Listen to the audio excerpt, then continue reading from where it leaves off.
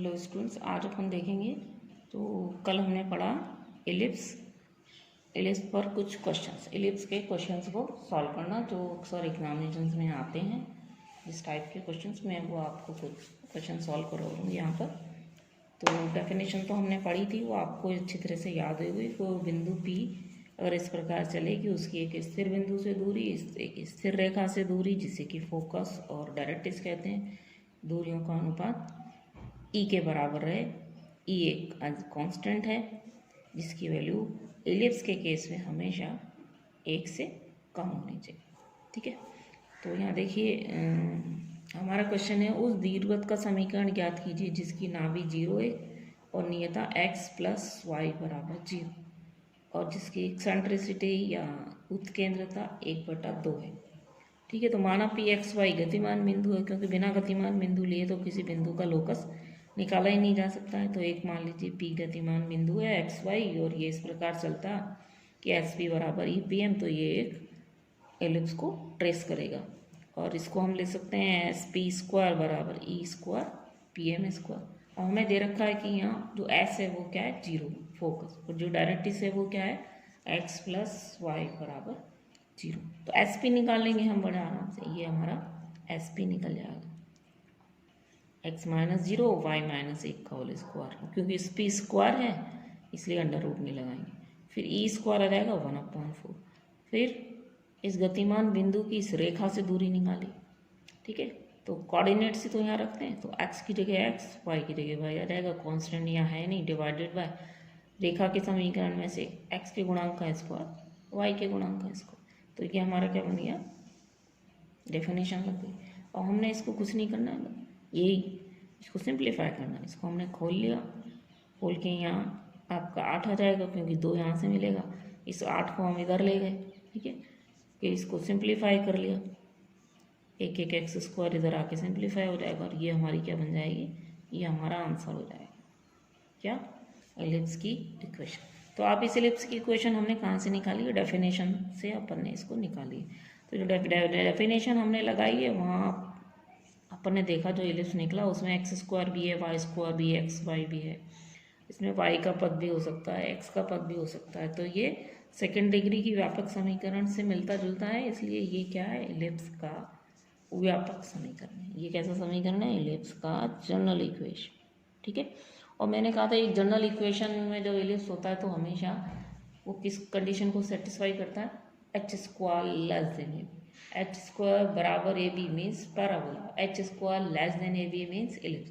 तो यहाँ ये जो हमने एलिप्स निकाला इसे आप देखिए, हमने ए बी और एच की वैल्यू निकाली और हमने पाया कि h² < ए बी है।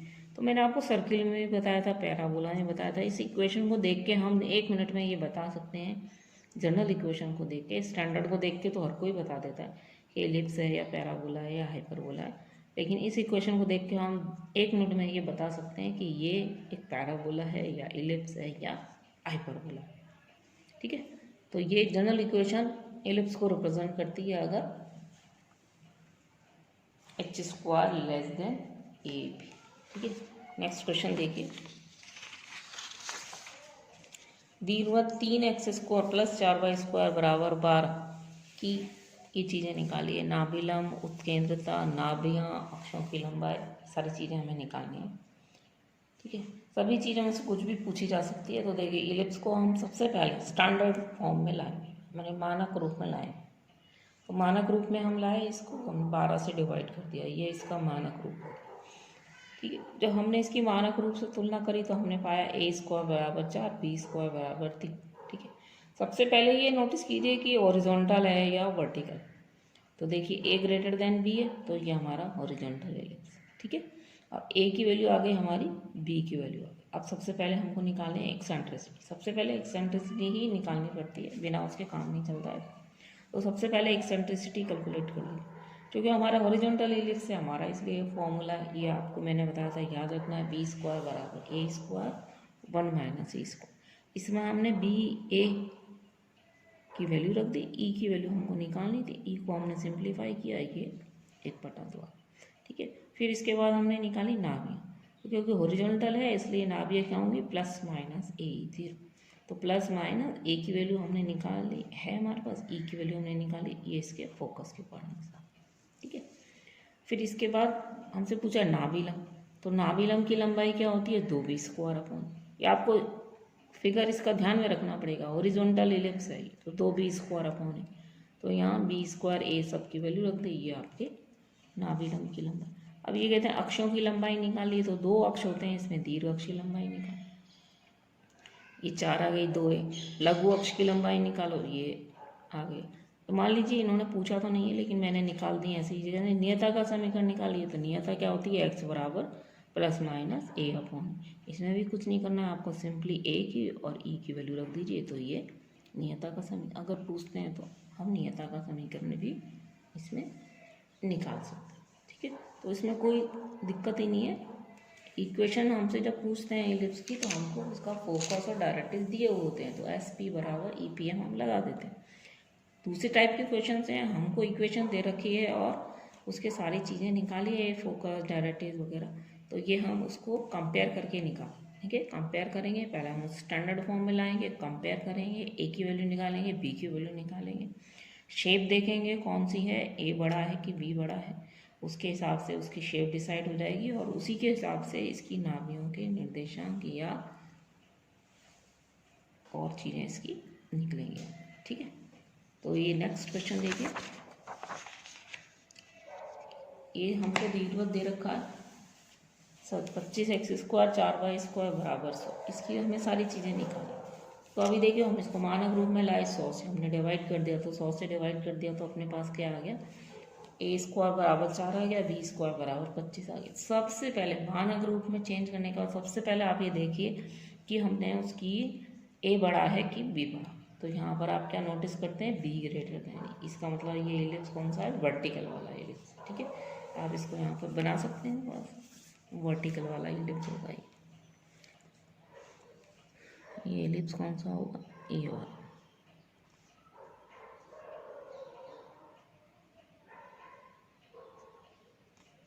वर्टिकल वाला एलिप्स होगा, इसके 2 फोकस होंगे, ये दोनों फोकस यहाँ पे हो जाएंगे, ये इसके दोनों शीर्ष हो जाएंगे। तो एक माइंड में पिक्चर हम रख सकते हैं कि ये वर्टिकल वाला एलिप्स है। ठीक है, वर्टिकल एलिप्स है, तो अब इसकी सबसे पहले केंद्रता निकालेंगे, तो एलिप्स के सारे फॉर्मूले चेंज हो जाते हैं इसके, आपको ध्यान। तो बी स्क्वायर बराबर ए स्क्वायर की जगह हो जाएगा ए स्क्वायर बराबर बी स्क्वायर 1 माइनस, इसमें हमने ए स्क्वायर बी स्क्वायर की वैल्यू रखी, ये इसकी एक्सेंट्रिसिटी आ गई। ठीक है, फिर हमने नाभियाँ निकाली, तो इसकी 0 प्लस माइनस बी, तो ये इसकी नाभियाँ, ठीक है, ये इसकी नाभियाँ आ गई 0 प्लस माइनस बी। इसके बाद नाभिलंब की लंबाई 2b स्क्वायर अपॉन ए की जगह क्या हो जाएगी, 2a स्क्वायर अपॉन बी, तो ये नाभिलंब की लंबाई 2a स्क्वायर अपॉन बी, ये नाभिलंब। अब से दीर्घ अक्ष की लंबाई निकाले, तो दीर्घ अक्ष कौन सा होगा, बड़ा वाला अक्ष, तो दीर्घ अक्ष की लंबाई क्या होगी 2b, ये हमारा दीर्घ अक्ष है 2b, तो 2 × 5। लघु अक्ष की लंबाई क्या होगी 2a, तो 2 × 2, ये हमारी 4 होगी। तो ये अब पूछा नहीं है इसमें, लेकिन नियता का समीकरण निकालें, तो y बराबर प्लस माइनस बी अपॉन ई, बी की वैल्यू रख दी, ई की वैल्यू रख दी, नियता का समीकरण आ जाएगा।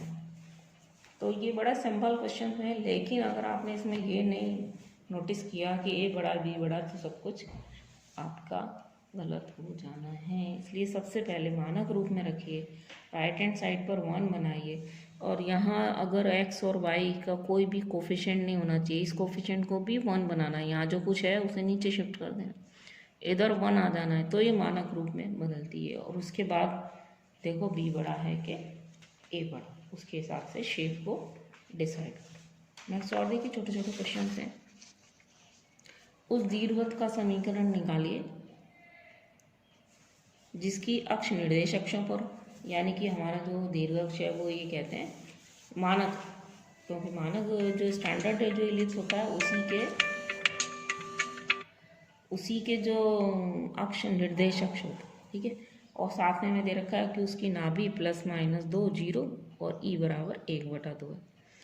ठीक है। तो हमको ये दे रखा है, हमने अगर इलिप्स का इक्वेशन हम मान लें कि माना जो इलिप्स है वो ये है x² upon a² plus y² upon b² बराबर 1, तो क्या होगा, अपने को क्या दे रखा है, इसकी फोकस कहाँ होगी, दे रखी है, फोकस दे रखी है +-2 जीरो, तो a बराबर 2 दे रखा है हमको, ठीक है। a बराबर 2 दे रखा है या a बराबर 4 दे रखा है, हमने e की वैल्यू हमने यहाँ रख दी, तो हमारे पास क्या आ गया, a हमको मिल गया। फिर b² हम निकाल लेंगे, a² 1 माइनस e² से, क्योंकि e हमको दे रखा है, तो ये b² निकल गया, ठीक है। अब इलिप्स की इक्वेशन ये हमने मानी, तो हमने क्या माना, हमको a और b तो यहाँ पर रखना है, हमको a और b की वैल्यू मिल गई, a और b की वैल्यू मिलते ही हम तुरंत इलिप्स की इक्वेशन निकाल सकते हैं, तो ये आपका सवाल हो जाता है, ठीक है। तो ये नोटिस करना है कि देखो ये हमको नाभि दे रखी है, नाभि क्या होता है a0, इसका मतलब ये a जो है वो 2 के बराबर। अगला क्वेश्चन देखिए, उस दीर्घवृत्त की उत्कीर्णता ज्ञात कीजिए जिसका लघु अक्ष उसकी नाभियों के बीच की दूरी के बराबर है। तो यहाँ भी हम ऐसे ही मान लेंगे कि मान लीजिए इलिप्स है जो x² upon a² plus y² upon b² बराबर 1 है, तो अपने को क्या दे रखा है कि उत्केंद्रता निकालनी है जिसका लघु अक्ष मीन्स 2b उसकी नाभियों के बीच की दूरी के बराबर। तो अपन जानते हैं नाभि ये होती है, तो इन दोनों नाभियों के बीच की दूरी निकालो, यहाँ पर 2, वो SS डैश हो जाएगी, SS डैश हमको कितनी दे रखी है, 2b के बराबर। लेकिन आप देखो नाभि केंद्र, इन दोनों बिंदुओं के बीच की जब दूरी आप निकालोगे और फिगर से सीधा ही देखिए तो AE तो केंद्र के राइट साइड पर और AE केंद्र के लेफ्ट साइड पर, तो दोनों नाभियों के बीच की दूरी होती है 2a, तो 2AE बराबर हमको क्या दे रखा है, लघु अक्ष की लंबाई यानी कि 2b। तो हमारे पास क्या आ जाता है, AE बराबर b। अब AE बराबर b है ना, तो इसी को हमें यूज़ करना है, किंतु हम जानते हैं, देखो आप ये फॉर्मूला मैंने आपको बताया बार बार काम आता है, ये फॉर्मूला बार बार काम आता है। देखो ये हम जानते हैं b² बराबर a² 1 माइनस e², तो इसमें b की जगह रख दो e, तो ये हो जाएगा a² e² बराबर a² 1 माइनस e², यहाँ से a² कट जाएगा, ये आ जाएगा e² बराबर 1 माइनस e², या 2a² बराबर 1, या e बराबर 1/√2। और यही हमको निकालनी थी, हमको क्या निकालनी थी, उत्केंद्रता निकालनी। तो क्वेश्चंस को बड़े अच्छे से समझ करके कीजिए, कुछ नहीं है, फिगर को बहुत अच्छी तरह से समझ लीजिए। यहाँ जो इम्पोर्टेंट चीज़ है, दोनों फोकस के बीच की दूरी 2AE होती है। अगर डायग्राम को आप देखेंगे तो आपको बिल्कुल क्लियर हो जाएगा, और ना तो डिस्टेंस फॉर्मूला से हमें इन दोनों के बीच की दूरी निकालना है, वो भी 2AE के बराबर ही आएगा। नेक्स्ट क्वेश्चन देखिए, उस दीर्घवृत्त की, ये सब शॉर्ट आंसर टाइप ही है, 2 मिनट में हो जाते हैं ये क्वेश्चन। उस दीर्घवृत्त की उत्केंद्रता ज्ञात कीजिए जिसकी नाभि लंब उसकी लघु अक्ष की आधी हो। तो हम जब तक हमें मेंशन नहीं हो, हमको यही इलिप्स मानकर चलना है स्टैंडर्ड वाला। तो माना ये एक इलिप्स है, ठीक है, इसकी उत्केंद्रता हमको निकालनी, हमको दे रखा है कि इसकी जो नाभि लंब इसका कितना होता है, 2b² अपॉन है, ये किसके बराबर है, लघु अक्ष का आधा।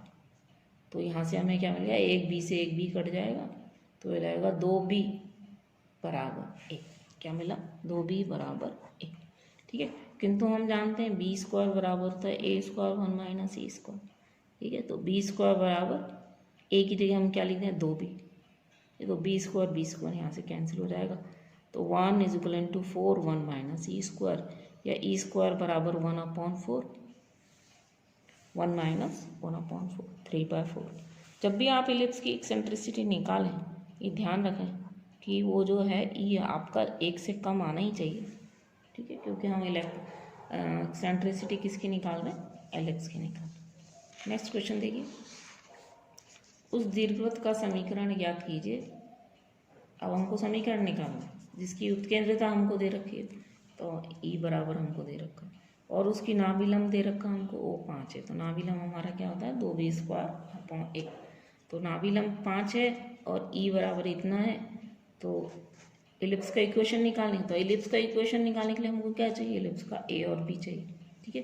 तो E हमको दे रखा है। अब हमेशा ये फॉर्मूले के बिना तो इलिप्स के क्वेश्चन होंगे ही नहीं।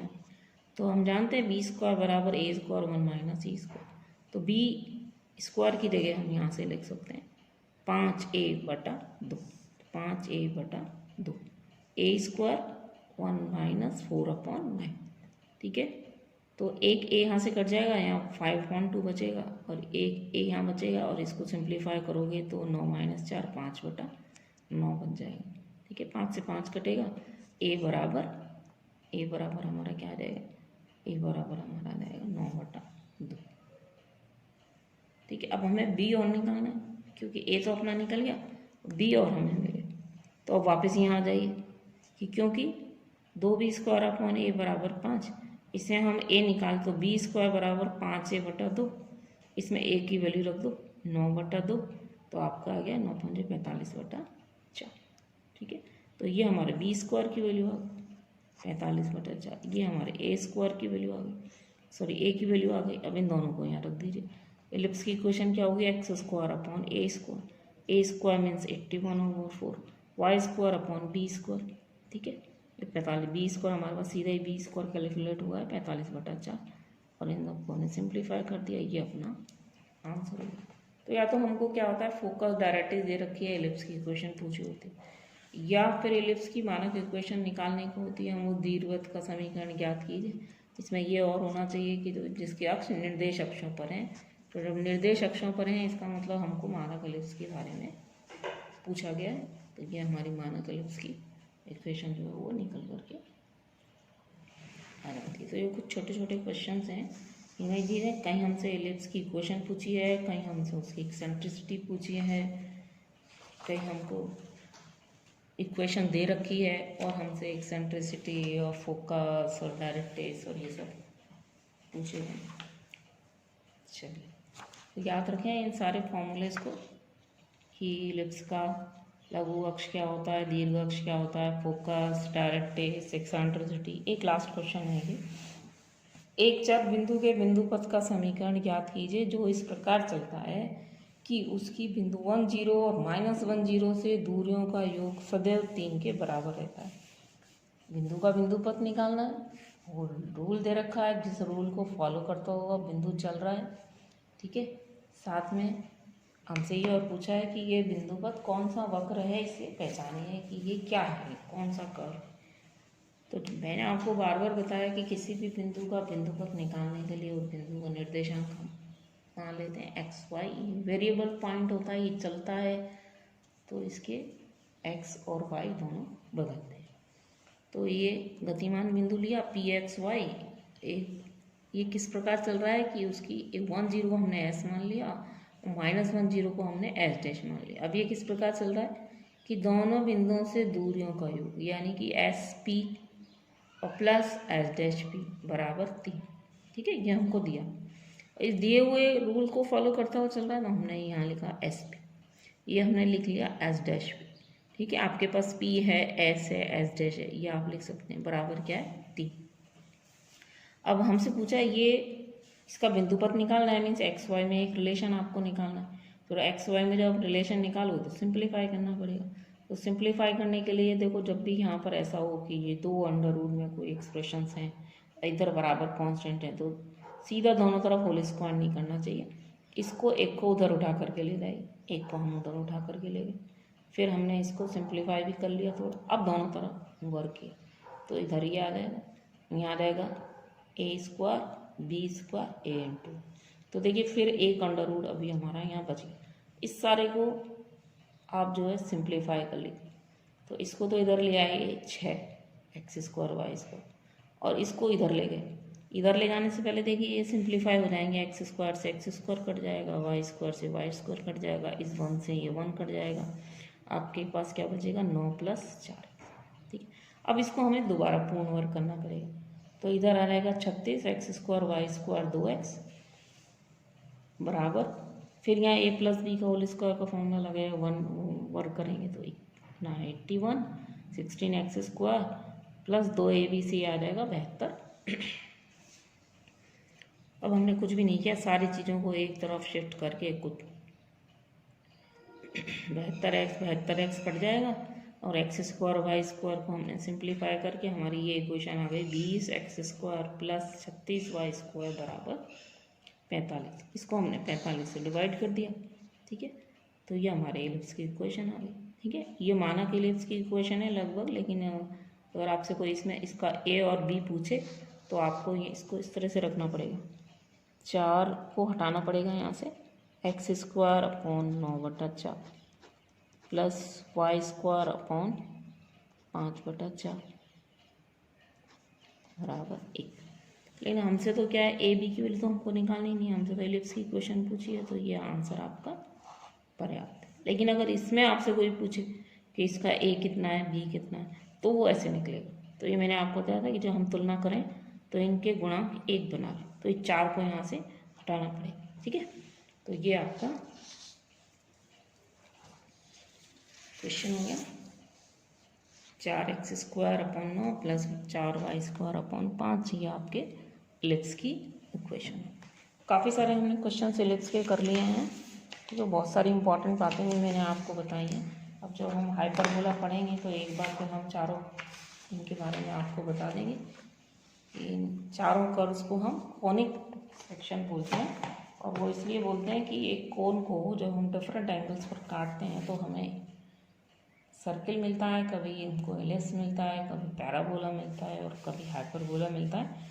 इसलिए इसको हम चारों कर्व की जब स्टडी करते हैं तो इसको हम कोनिक सेक्शन कहते हैं। Okay, thank you.